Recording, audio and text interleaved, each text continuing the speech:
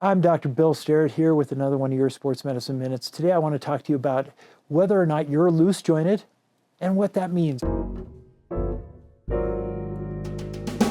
There's basically 5 criteria we use to determine whether you meet the criteria of congenital laxity or loose jointed, as we all know. The reason that's important is people who are loose jointed, who meet that criteria, have a much higher incidence of ACL tears, shoulders that dislocate, kneecaps that dislocate, ankles that sprain, all of those things. The good news is we have a lower risk of developing arthritis down the line, but those people that tear their ACL, even when they have it fixed, have a higher incidence of re-tearing that reconstructed ACL. So you've got to go through all these options. So sometimes we add extra operations for those that are super loose jointed, meaning with an ACL, if your knee hyperextends 25 degrees or more, I might talk to you about adding what's called an LET, or lateral extra-articular tenodesis, which just reinforces that ACL, lowers that risk back down to normal. But we need to have all the information. It's not just looking at an MRI and deciding what operation is right for you. It's your whole body, it's your family, it's your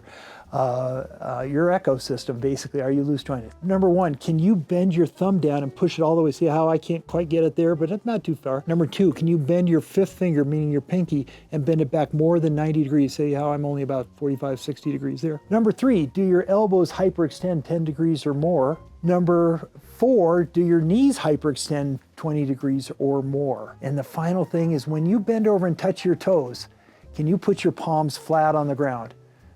There are people who look at me and say, well, of course I can, can't everybody? And then there are people who say, gosh, I can barely get past my kneecaps. Know those 5 tests: boom, boom, boom, knees, palm to the ground. Those 5 things, if you're yes on 3 of those 5 on both sides, you're loose jointed. And that affects a lot of things. It affects things in a good way, it affects things in a bad way. But you better know that when you're going into surgery or injuries or healing sports injuries. I'm Dr. Bill Sterett with another one of your Sports Medicine Minutes.